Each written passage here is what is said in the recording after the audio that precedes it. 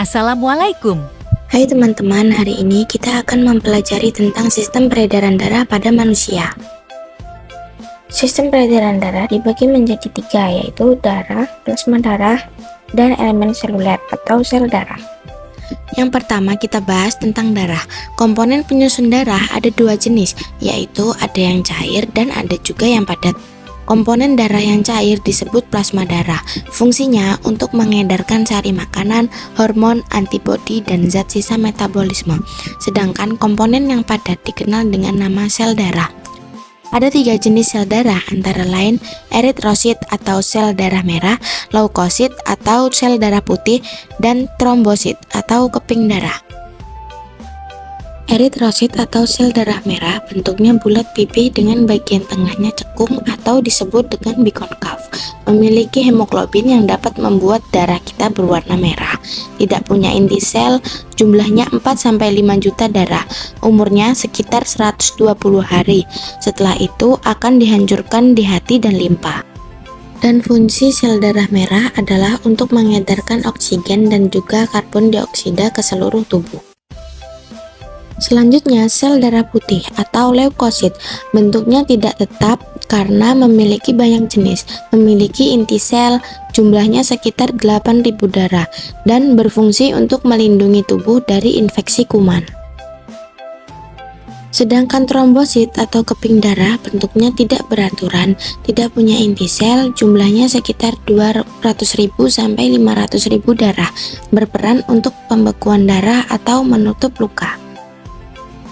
Jika bagian tubuh kita ada yang terluka, maka trombosit akan langsung bekerja. Cara kerjanya adalah dengan memecahkan dirinya sendiri sehingga akan mengeluarkan enzim trombokinase.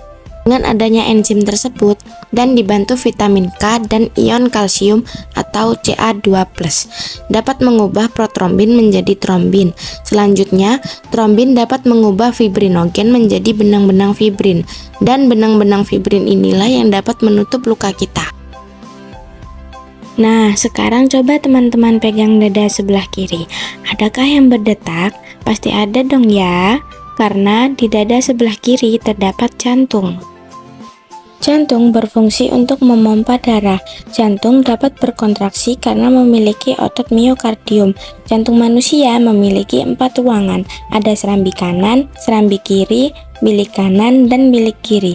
Jangan tertukar ya. Yang di atas adalah serambi dan yang di bawah adalah bilik. Selain darah dan jantung, kita juga harus mengenal pembuluh darah. Terdapat 2 jenis pembuluh darah utama dalam tubuh kita, yaitu pembuluh darah arteri atau pembuluh darah nadi dan pembuluh darah vena atau pembuluh darah balik. Pada pembuluh arteri atau nadi, tempatnya agak tersembunyi di dalam tubuh. Dinding pembuluhnya tebal, kuat, dan elastis. Aliran darahnya meninggalkan jantung, denyutnya terasa. Katupnya ada satu pada pangkal jantung, dan jika kita terluka, darah yang keluar akan memancar. Sedangkan pada pembuluh vena atau balik, tempatnya dekat dengan permukaan tubuh dan tampak kebiru-biruan. Dinding pembuluhnya tipis dan tidak elastis. Aliran darahnya menuju jantung, denyutnya tidak terasa. Katupnya banyak di sepanjang pembuluh, dan jika kita terluka, darahnya tidak memancar atau hanya menetes saja. Peredaran darah manusia disebut peredaran darah ganda karena dalam 1 kali beredar 2 kali melewati jantung, yaitu melalui peredaran darah kecil dan peredaran darah besar. Peredaran darah kecil berlangsung dari jantung ke paru-paru kembali lagi ke jantung.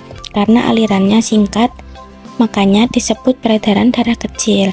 Sedangkan peredaran darah besar berlangsung dari jantung ke seluruh tubuh kembali lagi ke jantung. Beberapa gangguan atau penyakit pada sistem peredaran darah antara lain. Yang pertama, jantung koroner yang diakibatkan karena penyumbatan pembuluh darah di sekitar jantung. Yang kedua adalah Stroke sama dengan jantung koroner yang disebabkan oleh penyumbatan pembuluh darah, tapi jika stroke disebabkan oleh penyumbatan pembuluh darah di sekitar otak. Selanjutnya, ada penyakit varises akibat pelebaran pembuluh vena di sekitar kaki. Kemudian ada penyakit anemia yang disebabkan karena kekurangan hemoglobin atau kekurangan sel darah merah.